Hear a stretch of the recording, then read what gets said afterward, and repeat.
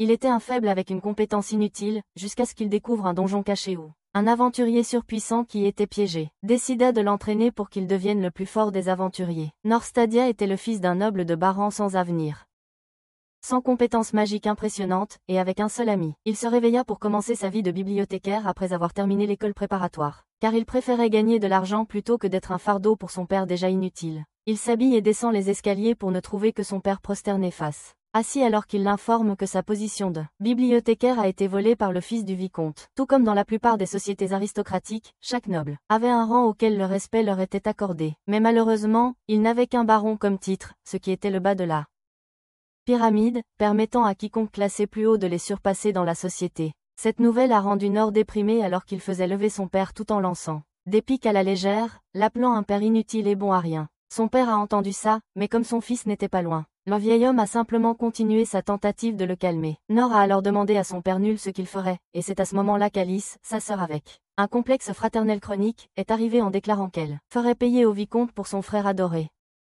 Cependant, on lui a dit qu'elle ne devrait pas énerver les nobles car cela ne ferait qu'aggraver les choses. Alors elle a ensuite suggéré qu'il passe l'examen d'entrée de l'Académie des héros. Cependant, Nord savait qu'il était probablement nul, et en vérité, il l'était et probablement pas apte à devenir chevalier ou aventurier même si c'était une opportunité pour être assuré à vie.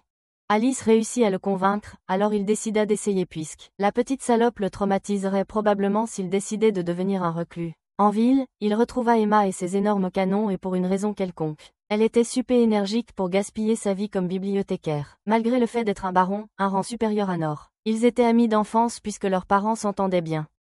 Lorsqu'elle parle de leur nouveau travail en tant que bibliothécaire, Nord révèle qu'il a été remplacé par le fils du vicomte, et cela l'a rendu visiblement déprimé, ce qui l'a amené à lui demander pourquoi elle prenait la nouvelle plus mal que lui. Elle a alors révélé qu'elle avait de bonnes nouvelles concernant sa grande compétence de sage. Cette compétence était comme une encyclopédie, tout comme Raphaël de Tansura. Mais il n'était pas capable de l'utiliser car chaque fois qu'il utilise la compétence, il reçoit un mal de tête lancinant qui grille ses cellules cérébrales. Elle a ensuite révélé que tout en lisant un texte ancien, elle a appris que le sage Merlin souffrait aussi de maux de tête mais il parvenait à les gérer en embrassant ses épouses. Elle lui a alors demandé s'il voulait essayer, mais l'idiot a dû lui faire répéter, ce qui l'a embarrassé. Notre homme s'apprêtait à se lancer comme un vrai Chadmet. Elle l'a arrêté et a demandé qu'il change d'endroit. Arrivé sur un toit, il l'embrasse, mais le gars était épris et a oublié qu'il devait tester sa technique. Elle lui rappelle, il active donc la compétence et demande à Merlin comment il peut devenir plus fort pour réussir les examens de l'académie, auxquels il répond, en lui conseillant d'explorer un donjon caché. Lorsqu'il lui demande où il se trouve, ce qui est une autre question, il souffre d'une migraine, alors il demande à Emma son premier baiser de secours. En suivant les instructions du sage, il localise le donjon caché et se remémore le sort pour déverrouiller la grande porte qui bloque son chemin. Il crie alors Open Sesame, ce qui active la porte et la fait s'ouvrir. Une voix féminine qui n'était pas du tout suspecte l'a guidé au deuxième étage et comme il était un naïf, il a suivi aveuglément sa voix jusqu'à ce qu'il arrive dans une pièce où il a trouvé la belle méchante enchaînée. Au début, il a pensé qu'elle était Ice Spice mais ensuite elle ne perdait pas ses cheveux. Utilisant la télépathie, elle lui a demandé de toucher sa tête. Et quand il l'a fait, elle lui a parlé par télépathie. Se présentant comme Olivia Servant, une super aventurière autoproclamée qui a trouvé d'une manière ou d'une autre le donjon caché, a tué les monstres à l'intérieur mais était assez stupide pour tomber dans un piège qui l'a retenue là pendant 200 ans. Nora voulait défaire ses chaînes mais elle a révélé qu'elle mourrait puisque les chaînes sont appelées chaînes de la mort qui gardent l'utilisateur en vie. Quand il a demandé pourquoi elle l'avait appelée, elle a révélé qu'elle voulait développer l'intrigue. Mais notre loser vierge s'est précipité pour partir. Elle a supposé qu'il était un aventurier puissant puisqu'il avait pu découvrir le donjon. Mais il a révélé que c'était son talent qui l'avait conduit au donjon. Quand il a révélé qu'il était en réalité un nul de niveau négatif, elle a proposé de donner ses compétences puisqu'elle ne pouvait rien en faire. Quand il a touché son front avec le sien, ses compétences lui ont instantanément été transférées et elle a ensuite expliqué que ces compétences peuvent créer d'autres compétences, les transmettre aux autres, et même les modifier. Ce pouvoir de don créatif et de modification utilise des points de vie, et lorsque ces points de vie atteignent 0, il mourra, il doit donc toujours faire des choses pour l'aider à recharger ses points de vie. Cela inclut des activités de harem, devenir un glouton ou recevoir des abonnements de ses fans sur TikTok. Il a ensuite vérifié ses points de vie qui étaient à 550, alors elle lui a demandé d'essayer sa nouvelle compétence. Dans un autre endroit, il rencontre un monstre slime, alors il crée une balle de pierre avec 50 points et la tire sur le slime. Bien qu'il l'ait battu, il avait l'impression d'avoir fait 3 rounds sans pause et devait reprendre son souffle. Chez lui, le salaud utilise sa sœur obsédée pour recharger ses points de vie, bien que ce ne fut pas très efficace. Il retrouve ensuite Emma pour la même expérience, mais la fille pensait qu'il l'avait appelée pour un rendez-vous et portait une robe révélatrice qui exposait ses atouts. Il lui demande ensuite de l'enlacer, ce à quoi elle consent, et cela augmente ses points de vie plus que cela ne l'avait fait avec Alice. Il se souvint qu'Olivia lui avait dit qu'il devait gagner 300 points s'il voulait créer une compétence appelée yeux perspicace, qui lui permettrait de scanner des informations sur chaque être vivant et non vivant. Il activa ensuite ses yeux perspicaces qu'il utilise pour vérifier l'état d'Emma. Lorsqu'elle se plaint d'avoir les épaules raides, le garçon zélé utilise immédiatement son habileté pour réduire ses seins à la taille d'une cacahuète, lui donnant un air de Sigma. Il lui dit ensuite que les petits complots comptent aussi, mais comme ce n'était pas vraiment son truc, elle lui demande de lui refaire ses gros seins. Ce qu'il fit, finissant par gaspiller ses points de vie. Le jour de l'examen d'entrée, l'examinateur leur ordonne de former une équipe de 3 et de collecter des matériaux de monstres qui serviraient à les noter. Comme c'était un échec automatique s'ils revenaient les mains vides, il essaya de. Ils ont voulu approcher des gars mais ils l'ont rembarré parce qu'il était un déchet de Baran. Juste à ce moment-là, Emma arrive en révélant qu'elle a quitté son travail juste pour être avec lui. En voyant Emma, une autre fille nommée Lénore a proposé de se joindre à eux mais quand Lénore a essayé de se présenter, elle lui a dit que ça ne servait à rien de retenir le nom d'un PNJ. Une fois les examens commencés, la garce de Lénore les a abandonnés pour aller acheter des matériaux au marché, alors Lénore a dit à Emma de l'attendre pendant qu'il chassait des monstres. Comme il était un gars malchanceux, le premier monstre qu'il a rencontré dans le donjon était un faucheur mort niveau 99 qui pouvait le tuer d'un seul coup. Il a essayé d'éviter tous ses coups et voulait nier sa compétence de tuer en un seul coup, mais les points de vie nécessaires étaient tout simplement trop importants, alors il a créé une compétence qui rendait son corps lourd. Cela l'a tellement épuisé qu'il pouvait à peine bouger, mais il a alors rassemblé son courage et a esquivé la faucheuse, puis il a créé un gros projectile de pierre et a écrasé la salope avant de s'effondrer. Lorsque le moment de révéler les classements est arrivé, Norse a pensé qu'il pourrait échouer, car Oliver affirmait que la tête de la faucheuse était une déchet. Cependant, tout le monde a été choqué lorsque leur équipe a battu le record de l'examen d'entrée, merci au crâne qu'il ajouta à contre-cœur au mélange.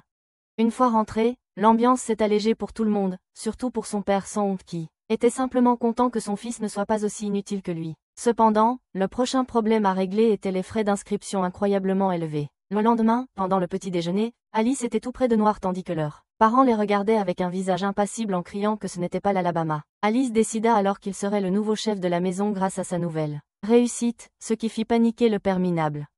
Quand Noir a parlé des frais d'inscription, le vieil homme a affirmé qu'il avait un peu d'argent de côté. Cependant, quand il a entendu que c'était 300 000 rels, il a révélé qu'il lui faudrait un an pour réunir la somme, alors Noir a décidé de s'en charger lui-même plutôt que de compter sur un vieil homme qui rivalise d'inutilité avec Sakura. Il s'est ensuite rendu au donjon pour rencontrer Olivia, qui lui a suggéré de vendre des objets rares de monstres du donjon. Mais il a expliqué qu'il ne voulait pas attirer l'attention sur lui. Au point d'avoir même supplié Lénore de prendre le crédit de la tête du faucheur. N'ayant pas d'autre choix, elle lui indiqua la guilde des aventuriers pour qu'il se dépêche. Là, il rencontra un homme intimidant qui bloquait la vue de la charmante réceptionniste, alors la fille nommée Lola lui dit de faire comme si de rien n'était. Après les présentations, elle expliqua que la guilde Odin possède différents rangs aventuriers qui réalisent divers types de missions. Elle expliqua le système de classement, puis sortit un formulaire à remplir. Lorsqu'il remarqua qu'il devrait indiquer ses compétences, il hésita, alors Lola révéla que toute information fournie serait classifiée. Lorsqu'elle l'a vu dénigrer les compétences d'Olivia, elle est passée en mode en lui demandant pourquoi. Il imitait Olivia, qui était la fierté de la guilde, mais l'idiot l'a appelé maître, ce qui a encore plus énervé Lola, car elle pensait qu'il était un autre prétendant au rôle principal. Elle sort alors un livre pour vérifier s'il ment, alors Noir demande ce qui se passerait si elle avait tort, et elle promet de relever sa jupe et de s'excuser d'une voix de chat. Il pose ses mains sur le livre qui révèle toutes ses compétences, ce qui fait réagir le pervers. De lui demander immédiatement de relever sa jupe, ce qui finit par augmenter ses points de vie. Après s'être inscrit, il a révélé qu'il était désespéré pour un peu d'argent, alors elle lui a suggéré de chasser des sauterelles arc-en-ciel. Bien qu'elle ait expliqué que c'est en fait une quête de rendez, elle est ensuite passée en mode en lui disant qu'elle lui préparerait une récompense s'il revenait vivant. Une fois sur place, il a pensé à Emma, son secouriste humaine, et a décidé de simplement créer une compétence pour annuler l'effet secondaire de la migraine. Cependant, quand il a réalisé que cela coûterait 300 points, ce salaud puant a hésité au début mais a fini par créer la compétence après quoi il a activé Grand Sage ce qui lui a permis de localiser facilement les sauterelles. Pendant qu'il les ramasse, un phacochère au galop qui s'avère être Emma apparaît et essaie de le frapper mais finit par s'écraser au sol. Elle lui demande alors pourquoi il est devenu aventurier sans la consulter, ce qui le pousse à expliquer que cela pourrait être trop dangereux pour elle, mais elle lui rappelle leur promesse d'être toujours ensemble. Elle se porte alors volontaire pour continuer à soulager sa douleur, cependant il lui dit elle avait déjà réglé ça en créant une compétence, mais elle pouvait toujours l'embrasser à tout moment, puisque ce n'était qu'un salut. Il a aussi révélé qu'il avait encore un léger mal de tête, ce qui lui a fait illuminer son visage. De retour à la guilde, Lola lui a remis 250 000 res, c'était la plus grosse somme qu'il ait jamais vue de sa vie. Elle l'a aussi taquiné en pressant ses seins contre lui, mais Emma Milkers ne laisserait pas une fille avec un mauvais goût vestimentaire lui voler la vedette. Lola aussi n'a pas lâché prise, et ils ont fini par attirer l'attention sur eux, alors Noir décidé de leur exploser le cerveau avec des compliments, les uns après les autres, ce qui les a calmés. Ils se dirigèrent bientôt vers le lieu de leur prochaine quête où ils furent soudainement attaqués par des gobelins affreux du même niveau qu'Emma. Pendant qu'Emma sort sa lame jumelle, Noir utilise une balle de pierre pour éclater quelques noix avant de la trancher en deux, mais ensuite l'autre gobelin est vaincu par un énorme lapin licorne. Il utilise rapidement ses yeux perçants pour observer son niveau, alors il supplie Emma de reculer. Mais la fille intelligente ne voulait pas être Sakura, alors elle a engagé le lapin, esquivant ses coups à plusieurs reprises puisqu'elle était plus rapide. Elle utilise alors ses sorts magiques pour le faire exploser à plusieurs reprises, mais cela n'a fait qu'énerver le mauvais lapin, qui a sauté et provoqué un tremblement de terre avec son corps, et quand il a bougé, pour la finir, Noir l'a projeté avec une balle de pierre. Ils se sont ensuite réfugiés dans la forêt, où Emma a commencé à bouder, alors pour la faire se sentir mieux, il a suggéré que le monstre avait un noyau qu'elle ne pouvait pas atteindre. Lorsque ses paroles ne l'ont pas atteinte, il a décidé d'améliorer sa compétence de poignard à double maniement. Mais cela coûtait trop de points de vie, alors il a choisi de modifier la compétence, ce qui était beaucoup moins que de l'améliorer. Il a ensuite révélé qu'il pouvait la rendre forte, mais qu'elle devrait faire quelque chose en retour. Bien qu'elle ait promis de coopérer, quand il lui a dit qu'il devrait lui mordiller les oreilles, elle est devenue sa carène de bon gré. Ses cris ont fini par attirer le lapin, alors il a essayé de se dépêcher mais c'était déjà trop tard car ils ont été attaqués par derrière. Le mauvais lapin s'est jeté sur Noir, prêt à lui percer un trou. Mais il a créé une barrière de pierre à la dernière minute. Il a rapidement amélioré les statistiques d'Emma et juste au moment où la pierre se brisait, super vite, Emma a éliminé le mauvais lapin d'un seul coup. Ce soir-là, lorsqu'ils ont soumis le formulaire du lapin pour réclamer leur récompense, Lola était stupéfaite qu'ils aient réussi à accomplir une telle quête par eux-mêmes. Étonnamment, Emma l'a remercié de l'avoir motivé à travailler dur et les deux ont fini par régler leurs différends. Noir sort ensuite le cadavre du lapin et l'offre à la guilde afin que tout le monde présent puisse goûter à la viande rare et juteuse. Après lui avoir donné sa récompense, tout le monde le félicita, car il pouvait désormais s'inscrire à l'académie de magie. Cependant, l'atmosphère emplie d'amour était si réconfortante pour lui qu'il promit de remercier Olivia d'avoir changé sa vie merdique et stérile. En arrivant à l'académie après avoir payé les frais d'inscription, Emma soudainement fit une révérence à Noir lorsqu'une étudiante de haut rang passa. Bien que Noir ne se souvienne pas d'elle, Emma a expliqué qu'elle est Maria Albert, la fille d'un duc. En entendant cela, il a voulu utiliser ses yeux perçants pour observer son statut. Mais il a été choqué d'apprendre qu'elle avait une malédiction, qui la tuera le jour de son 16e anniversaire. Le lendemain, Noir s'est réveillé en se sentant accablé par le poids du monde, mais c'était juste Alice et sa grosse tête essayant de l'étouffer pendant qu'il dormait. Comme d'habitude, elle était partout sur lui, et il ne voulait pas l'esprit puisque ses points de vie augmenteraient. À ce moment-là, Shitty Dad ouvre la porte pour les trouver dans la position la plus étrange. Il recule simplement la porte et crie de frustration. En ville, il rencontre aussi Emma, qui était trop enthousiaste, et voulait participer à leur salutation matinale, alors ils sont allés dans la forêt voisine pour augmenter leur point de vie. Comme ils devaient porter un badge en fonction de leur rang à l'école, ils ont pensé qu'ils seraient mal à l'aise, et en effet, Noir surtout était traité comme de la merde. Tandis que différentes nuances de nobles, attirés par les haillons d'Emma, s'approchaient d'elle. Alors qu'ils se vantaient tous de leur grade, Noir restait assis à maudire son père bon à rien. Un gars s'est même approché de lui, mais dès qu'il a vu son insigne de baronnet, il a disparu. Quand Maria fit son entrée, elle salua Noir de manière choquante en utilisant son nom complet, ce qui surprit honnêtement tout le monde. Puisque la rayonnante Maria le reconnaissait, 4 yeux cerveaux debout décida de se présenter, cependant, personne ne voulait de lui. Pendant leur leçon d'introduction, l'instructrice prétentieuse nommée Elna, elle a révélé qu'elle avait été mercenaire, comme si ça intéressait quelqu'un. Elle a promis de les remettre en forme tout en se léchant les lèvres comme une méchante démoniaque. Pour leur première leçon, elle a proposé une démonstration d'autodéfense, et puisque Noir se distinguait par sa pauvreté, elle a décidé de faire de lui son sac de frappe. Elle lui a demandé de dégainer son épée et de l'attaquer, affirmant que c'était impossible. Alors il a sorti son épée et a vérifié ses statistiques, qui étaient de 232. Cela l'a poussé à donner le meilleur de lui-même en se lançant vers elle. Mais elle l'a dépassé en utilisant une compétence appelée pas en arrière. Elle lui dit d'essayer la compétence et se lance immédiatement vers lui. Mais il n'a même pas pu réagir et a reçu un coup dans le ventre. Cependant, elle le soigne immédiatement et promet une récompense s'il réussit. Sa technique de défense est, comme prévu, le perdant vierge ainsi que la foule d'ados en chaleur sont tous motivés.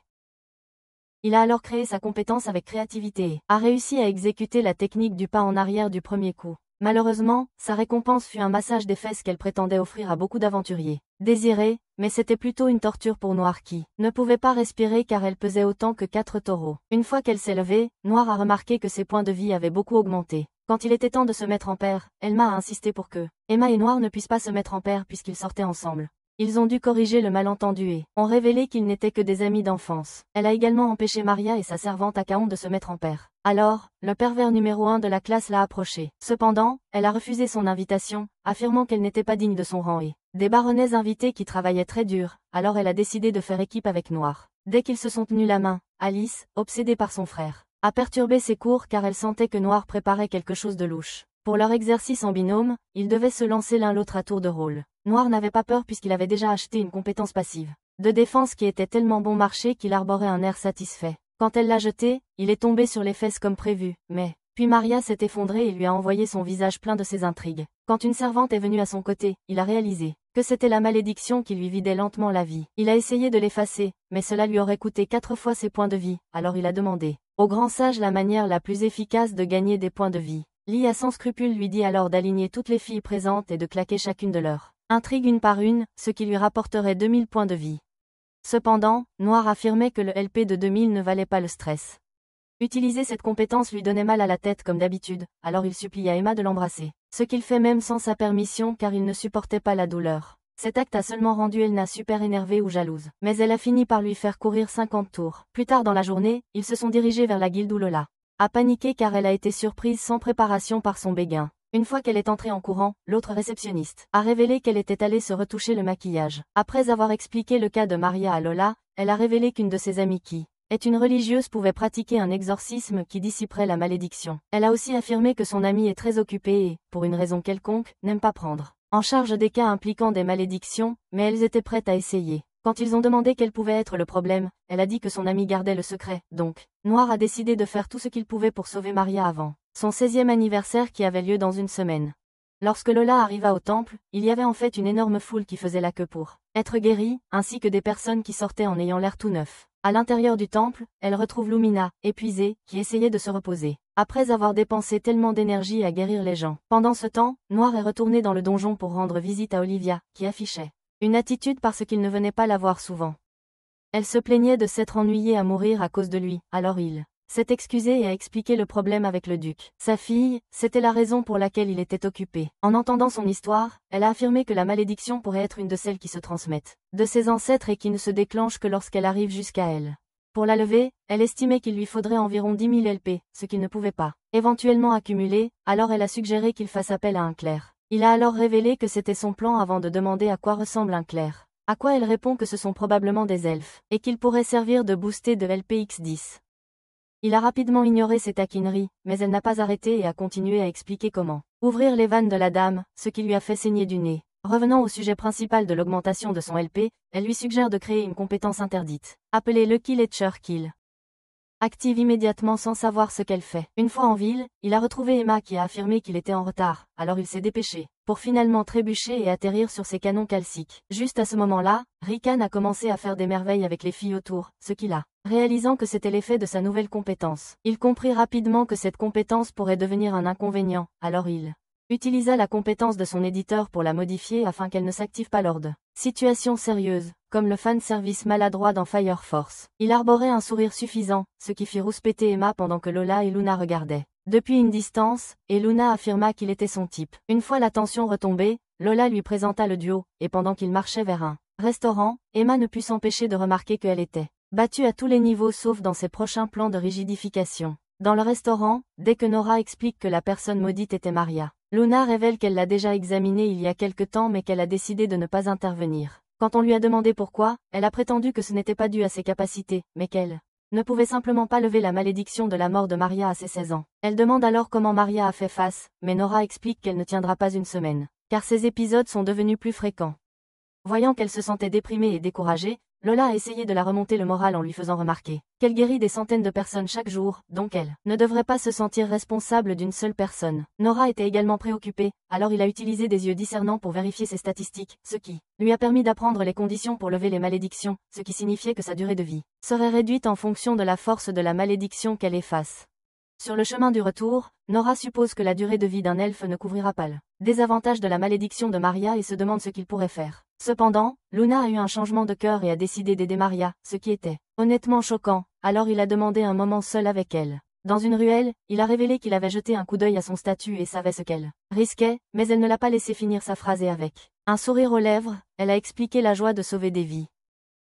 Elle lui a parlé de sa mère qui était aussi une clerc et devait supporter des malédictions jusqu'à ce que sa durée de vie soit épuisée. Cependant, elle a dit cela en souriant et a affirmé qu'elle donnerait sa vie pour sauver Maria. À ce moment-là, ils ont remarqué un accident sur un chantier et quand ils sont arrivés, ils ont vu un enfant gravement blessé, alors Lola a supplié pour qu'elle le guérisse. Elle a alors sorti ses armes, puis elle a utilisé une compétence appelée tir de guérison pour le soigner en une seule fois. Tout le monde a été impressionné par sa maîtrise, mais elle s'est soudainement taiseuse et est tombée face contre terre. Lorsque Nora l'a aidée à se relever, il a remarqué qu'elle souffrait d'une anxiété chronique, car elle a paniqué en murmurant combien elle a peur des malédictions. Il a jeté un autre coup d'œil à ses statistiques et a remarqué que la compétence de Cordis s'active chaque fois qu'elle utilise beaucoup de mana. Après son réveil, elle s'est excusée pour sa scène embarrassante et a essayé de leur faire oublier en se concentrant sur la demoiselle en détresse, Maria, qui avait urgemment besoin de leur aide. Voyant qu'elle se poussait trop, Nora a suggéré de chercher une alternative et lui a fait avouer qu'elle pourrait mourir si elle procédait à l'exorcisme. En entendant cela, Lola l'a plaqué contre le mur pour lui avoir caché ce secret. Toutes ces années, et juste au moment où elle s'attendait à une claque, elle a plutôt reçu un câlin chaleureux de son amie. Pendant qu'elle profitait de leur moment, Nora a jeté un œil à ses compétences dans une tentative de trouver un moyen de survivre après avoir levé la malédiction de Maria. Il a alors compris que le meilleur pari serait de remplacer le désavantage de la durée de vie par ses finances. Il a révélé qu'il avait un moyen de faire en sorte que tout fonctionne, mais qu'il n'avait pas assez de LP. Il leur a même donné une liste de choses qui pourraient augmenter son LP et les a suppliés de trouver un moyen d'augmenter son LP. Bien qu'il n'ait aucune idée de ce qu'il fallait faire, Lola se souvint d'un événement où il pouvait gagner facilement de l'argent et expliqua qu'il s'agit d'un événement de fierté de harem. Cet événement a eu lieu dans un colisée et l'ordre des activités implique des losers, qui ne peuvent pas séduire une belle fille au risque de leur vie. Alors ils prenaient du plaisir à regarder d'autres gars et leurs copines. Donc, en gros, c'est un rassemblement de vieux cons qui détestent les gens qui ont réussi en amour, alors ils ont formé un culte pour se sentir mieux. Rien que l'idée de ce qui allait se passer rendait Nora faible face à ses besoins, le faisant tomber. Pendant ce temps, un homme apprend bientôt que la santé de Maria se détériorait encore car la malédiction était désormais si forte qu'elle sentait elle-même la mort approcher. De retour à l'événement du harem, tout le monde était impatient de commencer, alors Lola expliqua que c'était parce que le public était composé des juges qui pouvaient lancer des insultes aux participants tout en pillant leur harem. Lorsque les premiers concurrents montèrent sur scène, la fille au nez de cochon se présenta avec ses compagnons laids, mais la foule resta complètement silencieuse pendant un moment. Minutes avant de lancer des insultes, les qualifiant de harem de cochon moche. Même le modérateur dit à la fille que le baiser qu'elle a lancé ressemblait à un déchet dans l'arène. En entendant à quel point la foule était dure, l'équipe de Nora a commencé à paniquer tandis que la foule continuait à harceler la fête des cochons moches. Sur une échelle de 3000, ils ont obtenu la note de 61, ce qui a finalement enterré leur confiance en eux. Emma voulait rentrer chez elle, alors Lola lui a dit qu'elle pouvait le faire puisque la foule n'aimerait pas son énorme front de toute façon. Elle crie alors qu'elle n'allait pas rentrer chez elle et sur scène, les autres équipes ont pris leur part d'insultes de la part de la foule haineuse. Cependant, un groupe de méchants est finalement monté sur scène et Lola a révélé qu'ils étaient des aventuriers de l'Amou, une guilde rivale. Vraiment, la fête était si époustouflante que la foule haineuse est restée muette, ils ont donc reçu un total de 2700 points. Nora a remarqué la frustration de la foule et a imaginé ce qui se passerait si ses filles se révélaient inutiles, mais il a ensuite laissé tomber. Cependant, lorsque son équipe a été appelée, la foule ont activé leur vision au rayon X, prête à attaquer. Emma monta sur scène avec joie et se présenta au public tout en se sentant timide. Il y eut un bref moment de silence gênant avant que la foule supplie d'enterrer leur visage dans ses airbags. Et tout à coup, sa base de fans explosa, alors Luna passa en deuxième et se présenta, suivie de Lola qui ne semblait pas novice dans l'art de taquiner les gens. Quand le modérateur vit que le score était de 2925, ce qui était un nouveau record, Nora et les filles sautèrent de joie. Cependant, le modérateur a révélé que la compétition était loin d'être terminée alors qu'il portait son masque. Il a affirmé qu'il devait satisfaire tout le monde dans la foule pour gagner la compétition. Il a expliqué que chaque membre du harem devrait jouer un scénario choisi par la foule avec leur maître. Le premier était comment prendre soin de leur maître frissonnant lors d'une nuit froide. Et pendant qu'elles regardaient les autres tâches, les filles ont tenu une réunion pour décider quoi faire. Comme prévu, le garçon obsédé par les chaussettes a joué son rôle parfaitement, alors les filles ont utilisé leur stratagème pour l'isoler. Alors que la foule regardait le jeu de rôle, elle a été émue aux larmes et a crié si fort que le Colisée a éclaté en cris. Ils les ont déclarés vainqueurs, ont lancé leur prix d'argent avant de les renvoyer avec frustration. Dès qu'ils sont partis, ils se sont dirigés vers le manoir du duc, où ils ont rencontré un homme en train de pleurer dehors.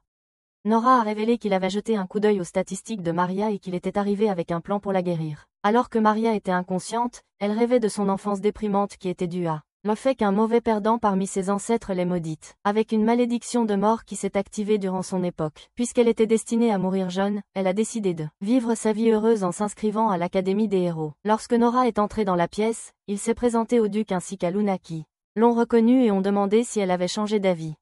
Elle expliqua ensuite que la raison pour laquelle elle avait refusé leur demande auparavant était que la malédiction aurait consumé le reste de sa durée de vie mais, grâce à Nora, la situation avait changé radicalement. Il expliqua qu'il avait modifié son aptitude de sorte que cela affecte ses finances au lieu de sa vie. À l'entente de cela, l'humeur de tout le monde s'allégea et Amané avoua que Maria avait flashé sur lui, depuis qu'il avait battu le record d'entrée à l'académie. Il demanda alors comment elle savait qu'il avait vaincu le faucheur puisque ce n'était pas lui qui s'en attribuait le mérite mais tout ce qu'Amané a dit, c'est que Maria était douée pour lire les émotions des gens. Maria s'est alors réveillée et a demandé pourquoi il faisait tout ce chemin pour l'aider. Il lui a donc dit qu'elle était la seule noble qui l'acceptait. Malgré son faible rang, alors il voulait la remercier. Luna a ensuite commencé le processus en canalisant du mana dans Maria, ce qui l'a fait briller intensément, provoquant une forte résistance de la malédiction.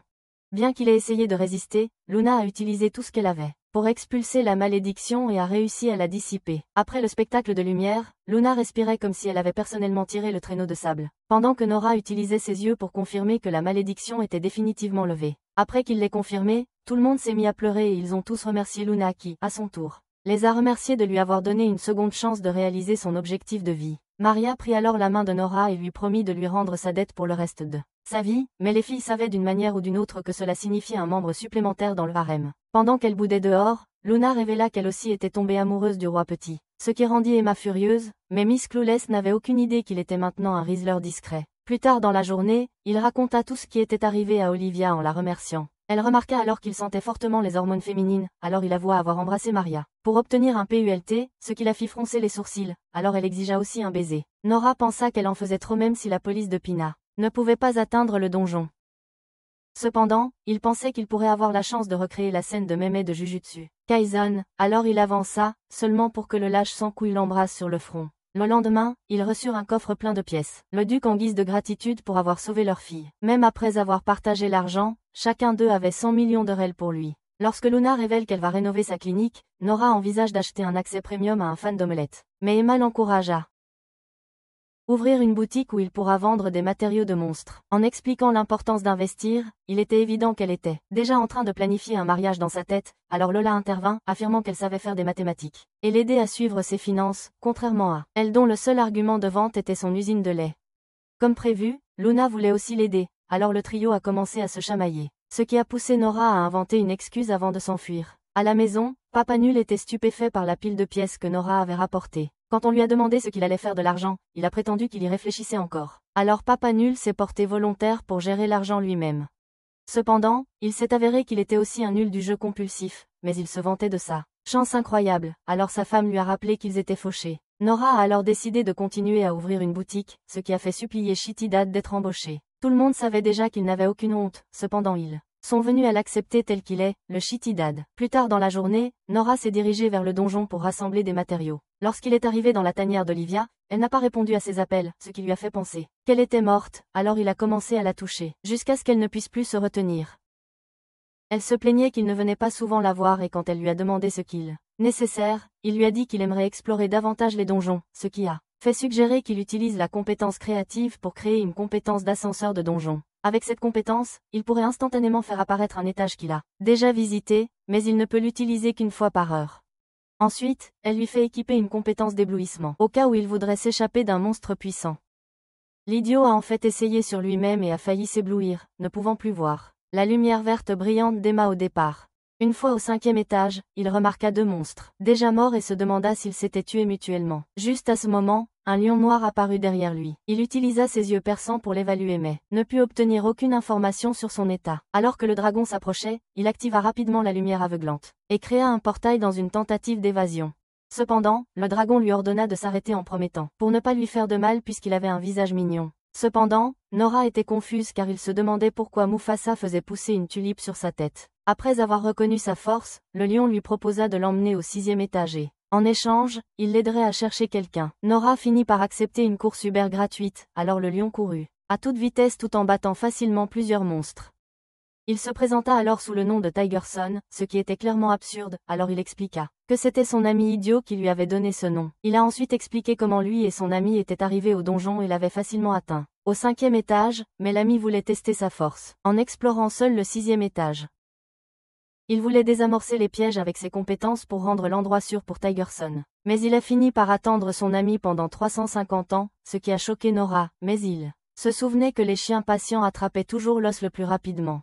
Tigerson a révélé que son ami Vashj'el était un elfe, donc il était possible qu'il soit encore vivant, car le donjon est connu pour maintenir les gens en vie. Nora supposait qu'il était seul au 6e étage mais ne voyait rien car tout était noir comme du charbon, alors il a créé une compétence de vision nocturne. Il a vite remarqué quelque chose qui s'approchait de lui et a réalisé que c'était un putain de monstre, ce qui l'a fait paniquer. Il a vérifié ses statistiques et a vu que c'était un zombie de niveau 110 et qu'il y en avait tellement.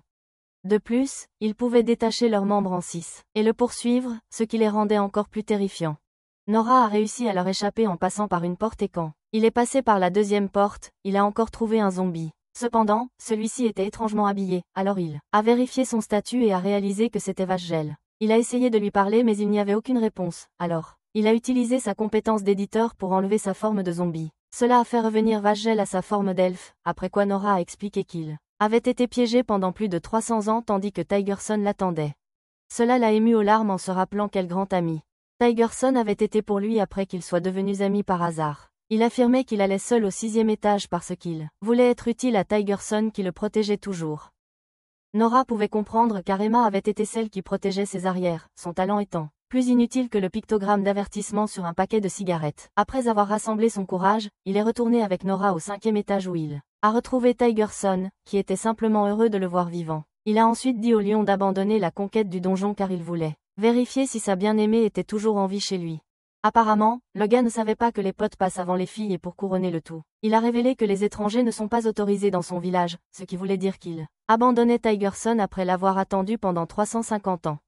Ils ont décidé de se séparer, cependant Vashj'el se sentait visiblement coupable d'avoir gaspillé tant de la vie de Tigerson, mais le lion s'en fichait car il était aussi fan d'Arsenal et attendait toujours qu'il gagne la Ligue des Champions. En larmes, le gars fit ses adieux et une fois à la surface, Vashj'el promit de rembourser Nora pour lui avoir sauvé la vie. Après son départ, Nora demanda ce qu'il comptait faire maintenant que son ami était parti, alors il révéla qu'il avait oublié quelque chose au 5e étage et qu'il retournait le chercher. Par curiosité, Nora le suivit discrètement et le trouva en train de faire une crise de colère en battant des monstres innocents. Au début, elle pensa qu'il était en colère, mais découvrit vite que le compagnon poilu pleurait en secret, car se séparer de son meilleur ami était trop difficile à supporter. En voyant à quel point il était fidèle à Vashj'el, Nora était profondément émue. Alors, ils ont demandé à Tigerson d'être son ami. Cela l'a surpris, mais Nora était très sérieuse. Alors il a accepté l'invitation de venir vivre chez lui. Une fois cela réglé, il est monté sur son dos pendant qu'il rentrait en ville, tandis que Tigerson pensait à quel point il avait de la chance d'avoir un autre ami comme Vashj'el. En rentrant chez lui, le mauvais papa a failli s'évanouir alors que Tigerson essayait de faire passer son gros derrière par leur petite porte. La maman NPC de Nora se fichait de ce qui se passait tandis qu'Alice était ravie. Tigerson et le mauvais papa s'entendirent rapidement, mais il devait quand même demander par précaution, pour s'assurer qu'il ne les mangerait pas quand il en aurait envie. Pendant ce temps, Alice décida de caresser la tulipe sur sa tête, ce qui lui fit émettre des bruits étranges, dont on était content que ce résumé ait coupé le son. Quelques jours plus tard, juste avant d'ouvrir la porte de la guilde, ils entendirent deux filles se disputer et une fois à l'intérieur, ils trouvèrent Lola en train de se disputer avec une autre réceptionniste. Tôt ce matin-là, Emma retrouva Nora, qui avait l'air pétillante et énergique comme d'habitude. Elle a remarqué que Nora le fixait, alors elle lui a donné un petit coup de boost en presque brisant son thorax. Comme tout le monde le regardait, il a supplié qu'elle arrête, mais dans sa tête, elle pensait qu'il était secrètement embarrassé d'être vu avec elle. À l'école, Maria et Imaine sont venus le remercier une fois de plus pour avoir fait tout son possible pour les aider. Elle s'est ensuite approchée pour sentir son torse viril pendant qu'Imaine parlait de leur prochain contrôle, que le cerveau insolent n'avait aucune idée qu'il approchait. Elma est également arrivée et la première chose qu'elle fait, c'est d'expliquer comment fonctionnait le système d'examen puisque c'était encore des premières années. Elle a expliqué que la période d'examen s'étendrait sur 2 semaines et qu'au cours de cette période, ils devraient rassembler des matériaux spécifiques de monstres, qu'ils peuvent obtenir comme bon leur semble. Les étudiants murmurent tous en remarquant que les matériaux étaient tous des objets rares, y compris un dragon que leur argent ne pouvait probablement pas leur procurer, contrairement à l'examen d'entrée. Pour aggraver les choses, Elma ajoute que quiconque n'atteint pas 10 000 points devra suivre des cours supplémentaires tout l'été. Pendant la pause déjeuner, Emma voulait élaborer une stratégie pour sauver les matériaux. Mais même Nora disait que ce serait une tâche difficile. Quand il lui a demandé ce qu'elle avait en tête, elle a crié qu'elle voulait un dragon, ce qui les placerait sûrement au rang le plus élevé. Nora a alors suggéré qu'ils aillent à la guilde pour demander à Lola. C'est alors qu'ils ont rencontré la scène où Luna tentait désespérément d'arrêter Lola, en giflant Sarah, sa collègue réceptionniste qui avait volé 2 aventuriers sous sa supervision. Cependant, Sarah se contentait de montrer ses faux plans et sa peau soyeuse en affirmant que les aventuriers s'ennuyaient en regardant l'apparence peu raffinée de Lola, car elle ressemblait vraiment à une nounou de crèche. Parce qu'en réalité, elle ressemblait à une nounou de crèche. Pendant que Lola continuait de se plaindre, Sarah se moquait d'elle pour son retard dans le classement hebdomadaire, où son score était si élevé qu'on pourrait mourir en essayant d'atteindre le niveau de Lola. Nora se souvint que les classements affectaient leurs primes, ainsi que les privilèges au travail et en eut de la peine pour elle. Bien que Luna se souvienne qu'il existe une règle non écrite empêchant les réceptionnistes de voler les aventuriers des autres, Lola expliqua que Sarah fait des efforts supplémentaires et utilise son charme pour séduire les gens. Cependant, la garce impassible nie les accusations et demande des preuves, mais, comme Lola n'en avait pas, elle la qualifia d'échec, ce qui l'énerva tellement que elle jura de ne jamais lui permettre de lui voler un autre client. Pour ce mois, elle défie Sarah à un concours auquel elle accepte sous la condition que si elle gagne, elle emmènerait un de ses aventuriers. À savoir le petit roi Nord qui ne pouvait résister à ses charmes. Voyant qu'il devenait un faible, il vérifia son statut et découvrit que toutes ses compétences seraient utiles dans la chambre à coucher, et il a même eu un saignement donné rien qu'en imaginant ce que ses compétences pouvaient faire. Sarah les laissa alors pour entrer dans une pièce où elle libéra son rire de mauvaise belle-mère intérieure en affirmant qu'elle avait déjà discipliné ses hommes pour s'assurer qu'ils lui soient extrêmement loyaux. Pendant ce temps, Nord a demandé à Lola si elle avait une chance de gagner, et a observé sa réaction, puis il a promis de l'aider. Il a expliqué qu'il cherchait une quête de haut niveau à cause de l'examen de l'académie. Et comme cela améliorerait aussi son classement, ils ont convenu de s'entraider. Luna s'est aussi proposée pour aider, révélant qu'elle avait fait partie d'un groupe, mais avait arrêté car sa compétence coercitive pouvait poser problème lors des missions sur le terrain. Nord a alors accepté, et l'équipe a juré de botter le derrière de Sarah ensemble. Dans la forêt, aux côtés de Luna, ils commencèrent à vaincre monstre après monstre jusqu'à ce qu'il ne reste plus qu'à vaincre un dragon. Grâce à ses connexions en tant que Claire, Luna a pu découvrir l'emplacement d'un dragon de la Terre. Cependant Emma affirma qu'elle avait entendu que les dragons tueraient tout humain sur lequel il posait les yeux instantanément. Étant le fils de son père, Nord décida qu'il serait préférable d'utiliser une méthode détournée pour piéger le dragon avant de l'achever avec un coup de couteau. Pour se préparer, ils se procurèrent de nouvelles lances pour le coup fatal. Et Nord a aussi rechargé son LP avec ses nombreuses filles disponibles. Cela lui a permis de leur transmettre des compétences, et elles étaient ainsi prêtes à chasser le dragon. Tigerson leur a ensuite donné un coup de pouce jusqu'à la montagne où le dragon réside, et à leur arrivée, il les a laissées à l'entrée pendant qu'elles entraient seules. Nord a alors demandé au grand sage l'emplacement du dragon, et il lui a indiqué de se diriger vers le nord. Après avoir utilisé la compétence, il a eu mal à la tête, alors Emma est allée lui faire un bisou, ce qui a fait froncer Luna les sourcils. Mais même après avoir expliqué, elle n'a pas cru leur histoire de mal de tête. Ensuite, ils ont commencé à creuser et à installer le piège pour le dragon. Une fois qu'ils eurent fini, il a jeté un coup d'œil au dragon pour analyser ses compétences au cas où il aurait besoin d'en neutraliser certaines. Cependant, toute modification lui aurait coûté trop de points de vie, alors il a pris une pierre et l'a lancée sur le dragon qui s'est réveillé et l'a immédiatement remarqué. Ils ont rugi bruyamment devant lui, alors Nord s'est sauvé en courant, bien qu'il ait failli être écrasé. Il a commencé à mener le dragon vers le piège tandis que il lui a lancé sans relâche de gigantesques explosions de roches. Ils ont rapidement trouvé l'emplacement du piège dans lequel le dragon à tête de pierre était tombé, et immédiatement, les filles ont commencé leur rafale de coups de couteau. Nord se joint également à l'attaque en lui plantant un couteau dans la tête, mais le dragon lui a lancé tellement de roches qu'il a failli mourir. Cependant, elles ont rapidement vaincu le dragon, puis elles se sont précipitées à ses côtés et Luna l'a soigné avec sa balle magique. De retour à l'école, Elma était choquée qu'elles aient réellement tué un putain de dragon de terre. Quant au reste du butin, il l'a amené à la guilde, ce qui a provoqué une grande scène. Grâce à sa contribution, le classement de Lola a explosé, ce qui leur a fait sauter de joie, mais leur excitation a été de courte durée car le score de Sarah les a rapidement dépassés aussi. Lola pensait qu'elle trichait sûrement, mais il n'y avait aucune preuve pour accuser la fille rusée. Il s'est avéré qu'elle avait tout le monde sous son contrôle, les faisant travailler, jusqu'à ce qu'ils ressemblent à des zombies B-up. Alors qu'il la suppliait de récompenser leur dur travail, elle leur a dit qu'ils avaient encore beaucoup à faire avant de les taquiner pour remonter leur morale. Nord qui s'intéressait maintenant aussi à sa récompense. À ce moment-là, Lola était totalement en colère, alors elle a emmené Nord dans une pièce secrète et a commencé à se déshabiller, seulement pour qu'elle sorte un coupon touche-moi où tu veux comme si elle avait 11 ans. Elle lui a dit qu'il devrait échanger les coupons pour les utiliser, mais que pour la journée, il devait s'allonger et se laisser servir. Nor l'a alors arrêtée, pensant qu'elle faisait semblant, alors elle s'est laissée pleurer. Plus tard dans la journée, il est allé dans le donjon pour demander conseil à Olivia qui lui a ensuite indiqué. Lui a dit de se rendre au 7e étage du donjon Seal. Voulait vraiment affronter des monstres puissants. Cependant, elle affirme qu'il n'est pas assez fort et suggère qu'il crée une compétence combo utilisant les éléments feu, eau et foudre. Elle a expliqué qu'il pourrait obtenir des flammes sacrées qui pourraient éliminer facilement les zombies ou des gouttes d'eau qui pourraient être utiles. Enfin, il pourrait aussi essayer la foudre, ce qui serait parfait pour un épéiste. Immédiatement, Nor a acheté les compétences, alors elle a continué en expliquant qu'il devrait créer une compétence de fusion magique suivante pour lancer un sort surpuissant. Il se dirigea ensuite vers le 6e étage où il rencontra des zombies. Il combina donc la balle de terre avec des flammes sacrées et parvint à déclencher une attaque incroyable qui piégea les zombies. La puissance de l'attaque était si forte qu'il pensa qu'il pourrait probablement affronter un seigneur démon, ce qui le poussa à descendre au 7e étage. Comme dans tout anime classique, le 7e étage ressemblait à une forêt ensoleillée, avec des arbres et une brise fraîche qui le laissèrent sans voix. Alors qu'il observait le paysage incroyable, il remarqua une meute de loups en train de dévorer furieusement un autre monstre. Il vérifia immédiatement leur niveau qui était 3 fois plus élevé que le sien, alors il pensa qu'il valait mieux battre en retraite. Juste à ce moment-là, une fille s'approcha de lui et déclara avoir une demande parce que Tigerson avait apparemment couru partout en disant au monstre qu'il pouvait être son garçon de bus. Lorsqu'il se retourna, il vit une petite fille mignonne qui avait aussi une fleur sur la tête mais, plus importante encore, elle lui rappelait la petite Emma, ce qui pouvait même évoquer un souvenir. Dans leur enfance, quand Emma était encore une planche de surf, il vérifia ensuite son statut et découvrit qu'elle était une dryade de niveau 55. La dryade lui demanda alors une faveur, révélant que si elle ne l'aidait pas, elle allait mourir. Elle commença à le supplier avec insistance et, pour une raison quelconque, elle plongea dans le sol. Elle affirma que c'était sa façon de se rendre complètement à lui, alors Nor décida au moins d'écouter sa demande. Elle expliqua alors qu'elle est un grand arbre dans la forêt et Nor se souvint que Elna a dit un jour que les dryades sont des esprits de la forêt. Elle ajoute que son talent la relie à chaque partie de la forêt, ce qui lui permet de savoir ce qui se passe à tout moment.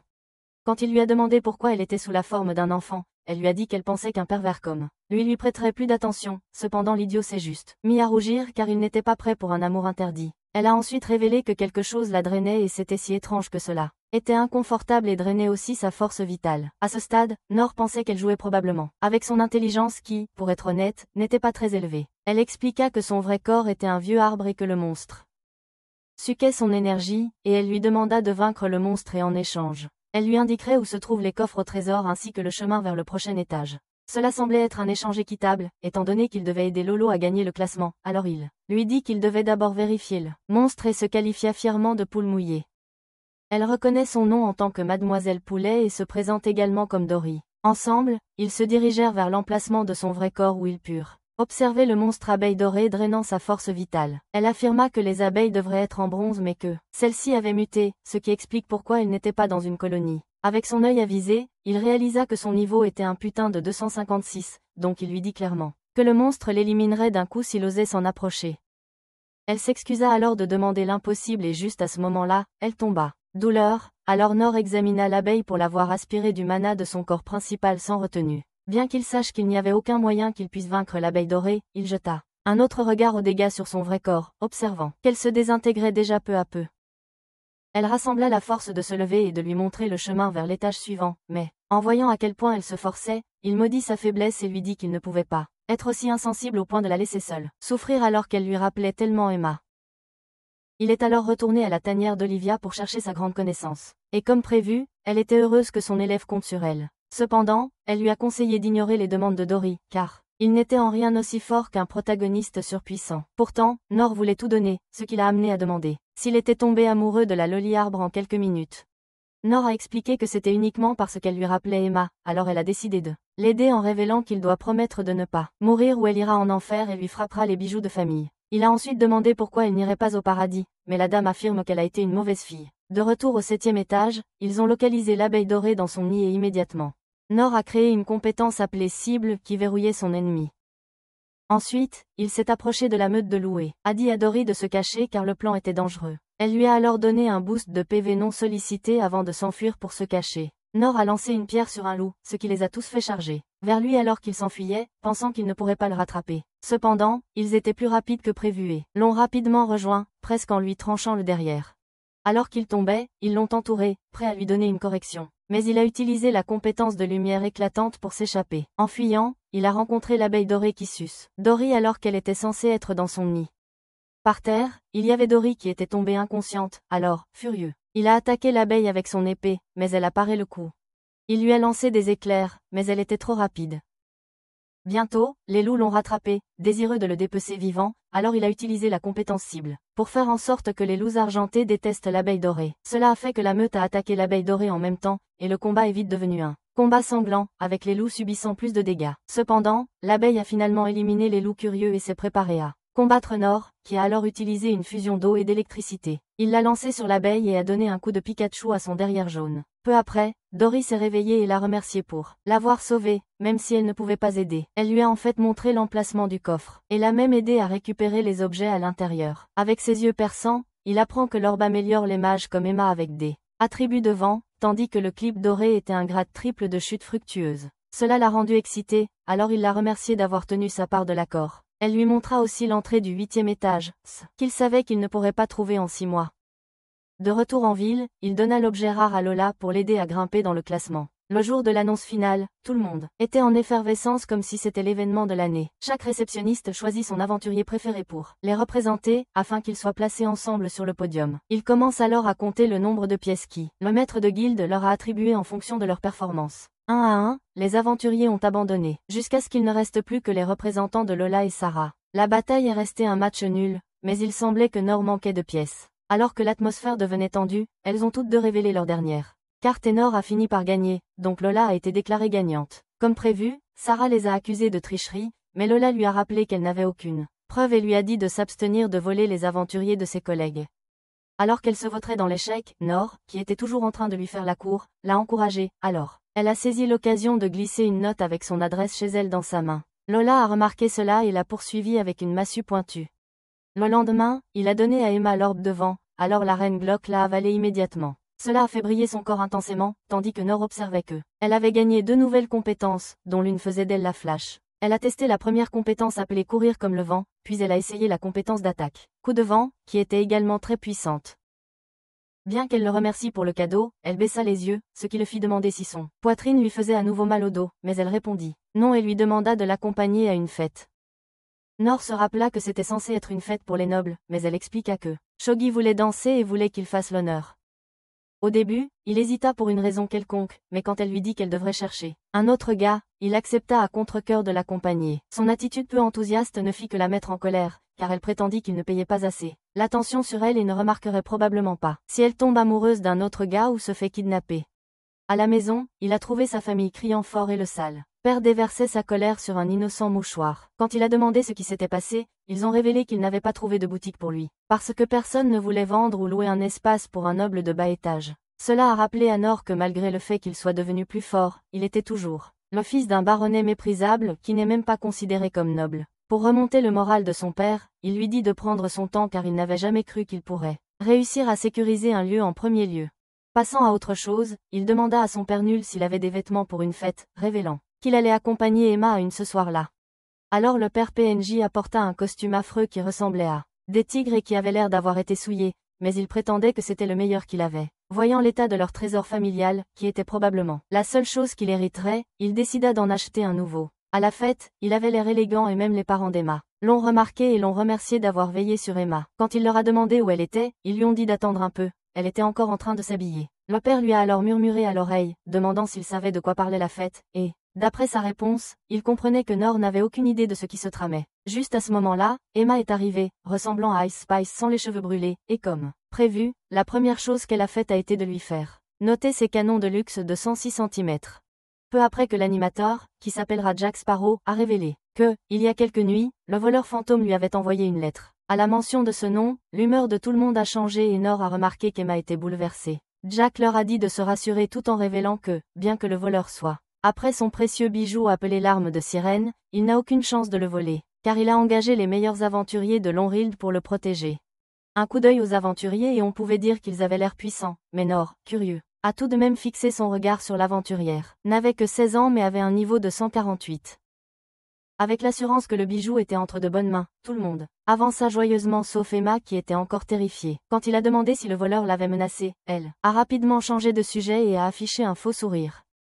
Plus tard, ils ont regardé leur groupe d'âge prendre des tours pour danser sur scène. Un gars stylé nommé Mike est venu saluer Emma, ce qui a rendu Nor un peu jaloux. Il a ensuite demandé à la courtiser à nouveau, mais elle l'a repoussé. Cela lui faisait supposer que Nor était le coupeur de poules, alors quand il a appris qu'il venait d'une famille stérile, il a proposé un concours pour voir qui pouvait mieux danser avec Emma. Nor a accepté le défi facilement, ce qui était inhabituel chez lui, mais avec Emma en jeu. Il semblait que ses ballons en plastique étaient devenus en bronze. Mike est monté sur scène avec Emma en premier et a reçu une énorme ovation du public, car sa performance correspondait à l'attente de noblesse.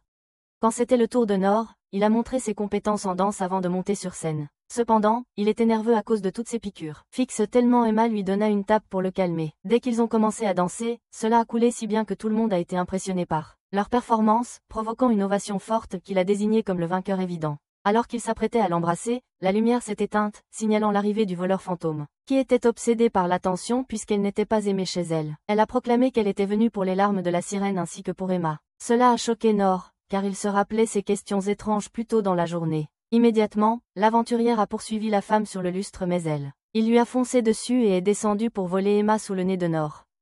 Puis elle a lancé un sort de sommeil sur Emma et a repoussé la faible avant de s'enfuir. Le idiot de Jack Sparrow est rapidement allé vérifier si sa pierre était toujours intacte, mais il a fini par révéler sa position au vrai voleur fantôme qui se cachait dans la foule. Comme ils ont réussi à prendre ce dont ils avaient besoin, ils ont foncé par la fenêtre comme des chauves-souris pour s'enfuir. Les aventuriers ont décidé de se diviser en deux groupes pour poursuivre. Après l'intrusion, Nor a supplié de les accompagner. Cependant, elle lui a dit qu'il n'était pas assez fort pour se battre avec eux car il est faible. Mais quand il a protesté, elle s'est présentée. Elle s'appelle Leila et lui a demandé de ne pas les ralentir. Ils ont rapidement rattrapé le fantôme féminin, alors Nor a rapidement vérifié son statut, pour savoir quel ensemble de compétences posait un plus grand problème pour eux. Il avertit alors Leila de faire attention à sa compétence d'invocation et, avec le chat hors du sac, la vieille sorcière invoque un oiseau de feu de niveau 50. Pour commencer l'attaque, elle leur a tiré dessus pendant que l'oiseau se concentrait sur Nor. Alors qu'il attaquait avec un souffle de flammes infernales, Leila utilisait un coup de poing démoniaque pour dévier les flammes. À ce moment-là, le vilain clown rouge avait équipé son couteau et s'était déplacé pour attaquer Nor pendant que Leila s'attaquait à l'oiseau. Cependant, il pouvait esquiver ses attaques en plein vol, ce qui était vraiment pénible. Nor voulait modifier sa compétence d'invocation, mais comme il avait gaspillé ses LP en jouant à Michael Jackson plus tôt, il n'en avait aucun à dépenser. Il a ensuite essayé son faible éclair, qu'elle a facilement esquivé. Bien qu'elle ait admis être faible face à la foudre, elle connaissait la portée de Nor, alors elle a reculé d'un pas. Pendant ce temps, Leila se faisait embêter par l'oiseau agaçant, alors pour l'aider, il a créé une compétence de gravité qui alourdissait l'oiseau. Il a ensuite lancé un sort d'eau que le ranger rouge a dévié. Mais il contenait un mélange de foudre qui lui a grillé les fesses. Immédiatement, Leila a frappé l'oiseau de feu et l'a vaincu, ce qui a fait abandonner le clown rouge au combat. Nor est rapidement allé vérifier Emma, mais il a vite compris qu'elle était toujours sous l'influence de la magie du sommeil qu'on lui avait lancée. Elle était toujours sous l'emprise de la magie du sommeil. Nor et Leila ont alors pris le temps de s'élogier mutuellement pour leurs compétences, et bien qu'ils sachent qu'ils appartiennent à des guildes rivales, ils ont décidé d'être amis malgré tout. Ils ont décidé de rester amis, malgré leur rivalité. Peu après, le leader de Leila est arrivé en affirmant qu'il avait déjà attrapé le fantôme mâle et voulait leur prêter main forte. Nor a remarqué quelque chose d'anormal chez le cerveau musclé, alors qu'il applaudissait leur effort. Pour vaincre le clown rouge, Nor a utilisé des yeux perspicaces, seulement pour découvrir qu'il était bloqué. Juste à ce moment-là, il a reçu un coup sournois de la part du gars, après quoi il a utilisé la manipulation de la gravité pour les maîtriser tous les deux facilement. Il a ensuite pris la belle au bois dormant pour lui-même et quand Leila a demandé une explication, Nor a fait tomber sa boucle d'oreille, ce qui l'a fait revenir à son apparence de voleur fantôme masculin. Il a affirmé qu'il avait l'intention de faire d'Emma sa femme puisqu'il était si puissant qu'il pouvait prendre ce qu'il voulait.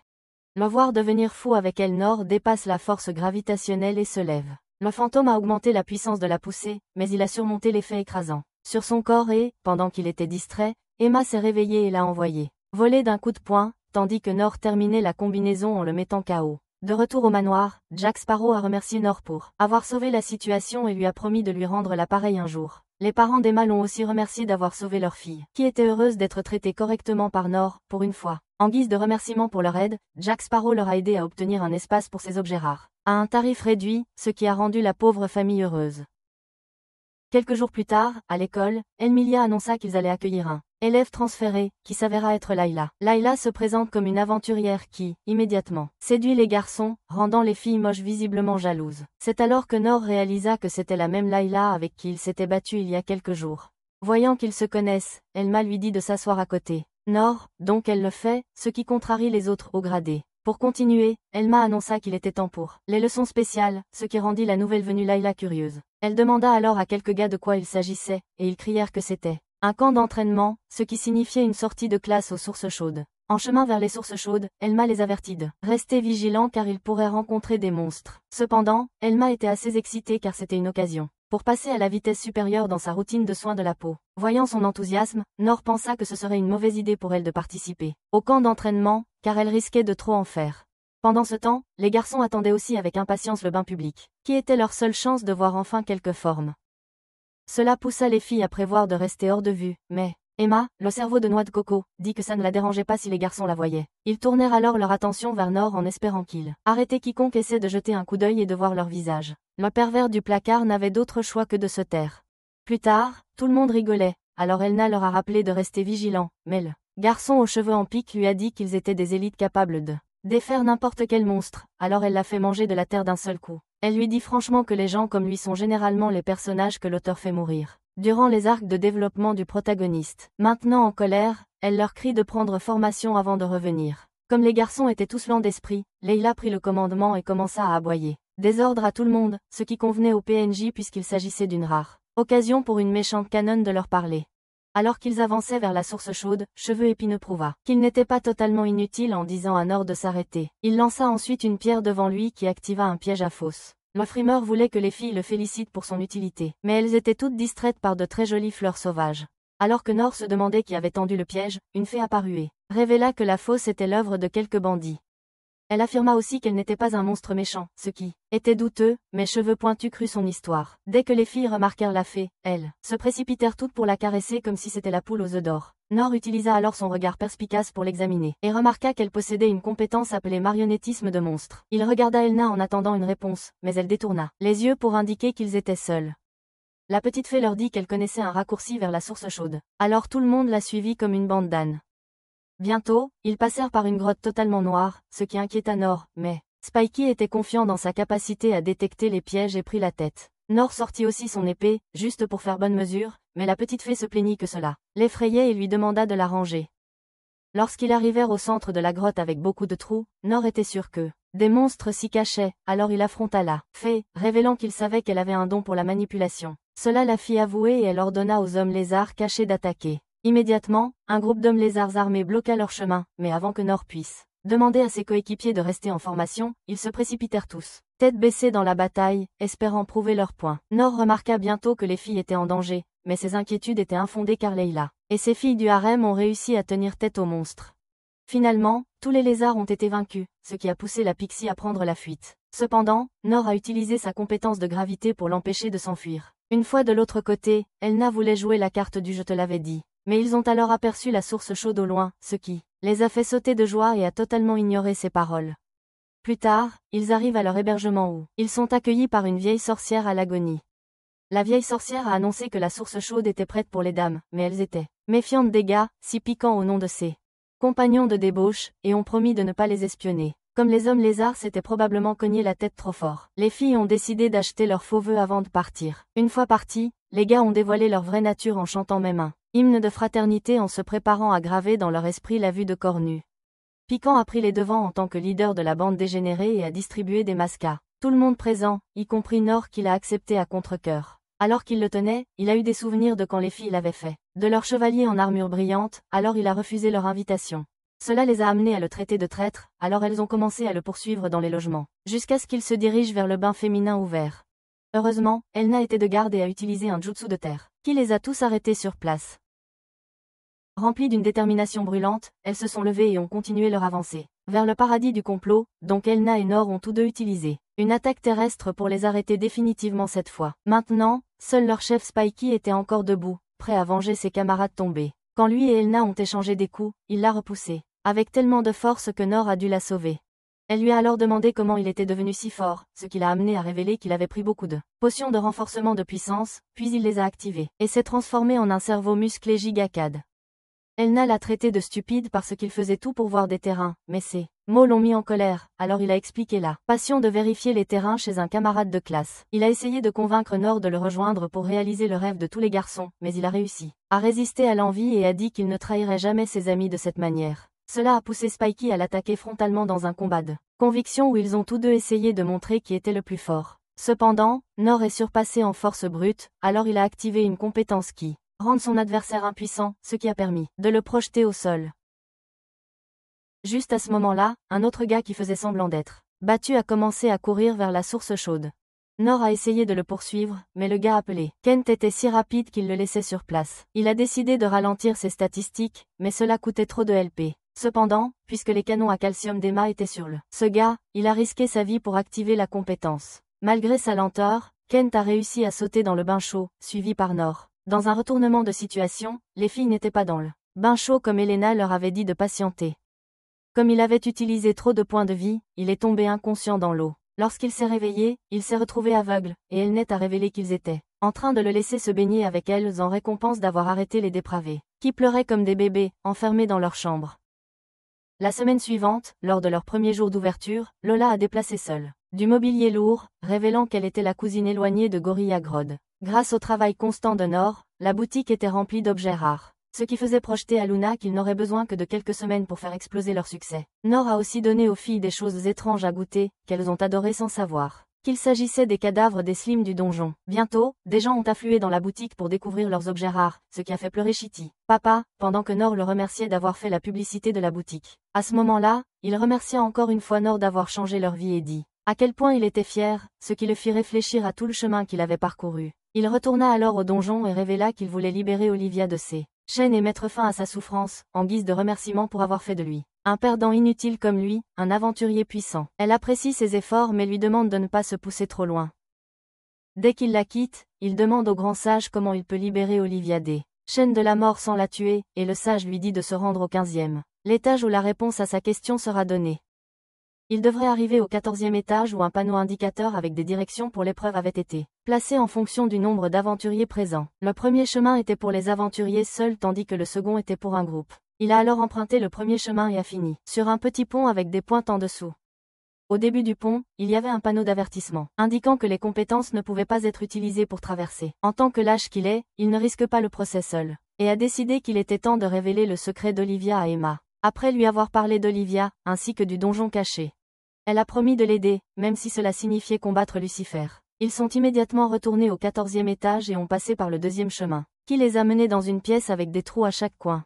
La porte par laquelle ils étaient entrés s'est verrouillée automatiquement et, juste à ce moment-là, une bande de petits gobelins les a entourés. Les gobelins leur ont demandé de jeter leurs armes, alors ils ont tous les deux décidé de jouer le jeu. Ensuite, ils ont demandé de la nourriture, alors Knorr a sorti des biscuits de sa dimension de stockage et les leur a remis. Une fois que le chef l'a goûté et a découvert qu'il était sucré, il a appelé les autres, tout comme Eve a appelé Adam.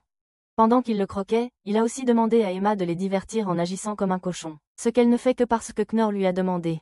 Cependant, la performance du chef était ennuyeuse. Elle ne méritait donc pas de gaspiller l'oxygène atmosphérique. Emma les a presque déconcertés mais Knorr l'a retenue. Après un moment, les gobelins ont commencé à cracher leurs entrailles un par un, alors Knorr a expliqué qu'il avait utilisé sa compétence de création pour ajouter du poison au biscuit. Comme ils avaient réussi à passer les gobelins, ils sont arrivés au 15e étage où ils ont trouvé Olivia ou quelqu'un qui lui ressemble enchaîné. Il a essayé de lui parler télépathiquement comme il le fait normalement. Mais elle ne répond pas, ce qui l'a amené à vérifier ses statistiques. Il découvre que la fille liée est le clone d'Olivia, alors que les chaînes étaient les véritables chaînes de la mort. Il remarque aussi une tablette en pierre à côté d'elle qui leur dit de la libérer sans la tuer. Cela pousse Emma à utiliser sa frappe de vent sur les chaînes pour libérer avec succès le clone. Lorsqu'elle se réveille, elle agit de manière très amicale avec eux. Cependant, Knorr l'accuse d'être les chaînes de la mort, alors elle cesse de faire semblant. Knorr attaque avec une balle de pierre, mais pour le faire rouler comme si c'était un ballon. Elle a ensuite utilisé une attaque de flamme puissante qui prenait la forme d'un dragon capable de verrouiller sa cible. Qui pouvait verrouiller sa cible? Emma a essayé d'attaquer avec ses deux dagues, mais elle aussi a été repoussée par le puissant. En voyant qu'il devenait trop proche, elle a lancé un sort de flamme puissant qui a fait Knorr tellement peur qu'il a utilisé sa compétence d'évasion pour s'enfuir de retour à la tanière d'Olivia d'origine. Ici, Emma a demandé si elle avait une faiblesse, car cela pourrait les aider à vaincre son clone surpuissant. Cependant, elle ne pouvait penser à rien et leur a simplement dit d'oublier de vaincre les chaînes de la mort, mais Knorr a refusé, affirmant que il devait lui rendre l'appareil pour toute la gentillesse qu'elle lui avait montrée. Le lendemain, Knorr s'est rendu à la bibliothèque pour enquêter sur l'histoire d'Olivia dans l'espoir de découvrir ses faiblesses. En lisant, il apprend qu'un clerc avec un sacrifice. La compétence a pu donner du fil à retordre à Olivia. Dehors, il a évalué la compétence sacrifice, qui coûtait 10 000 LP, et a découvert que cela permettait aux aventuriers d'améliorer leurs compétences inutiles pour un buff de puissance instantanée en combat, alors il a activé la compétence. Cette nuit-là, il tombe sur une fausse Olivia en ville et elle révèle que son travail est d'éliminer tout intrus à son étage. Cependant, elle s'ennuyait et voulait plutôt l'intimider. Elle demande alors comment il compte sauver son maître, pour empirer les choses. Elle l'informe qu'Olivia a caché la douleur atroce qu'elle endurait quotidiennement dans le donjon. Cela ne fit que le rendre plus déterminé à la libérer, le faisant activer la compétence de sacrifice et obtenir un buff instantané. Il essaya d'abord un sort de foudre qu'elle esquiva, suivi d'une attaque frontale avec son épée, mais elle ne faisait que prétendre s'inquiéter alors qu'elle lui tranchait facilement la poitrine. Bien que ce fût une légère coupure, son corps devint engourdi, ce qui fit. Il se rendit compte qu'elle avait ajouté une attaque éclair à son cou. Pendant ce temps, Olivia pouvait sentir sa conscience vaciller, puisqu'elle est liée à son clone.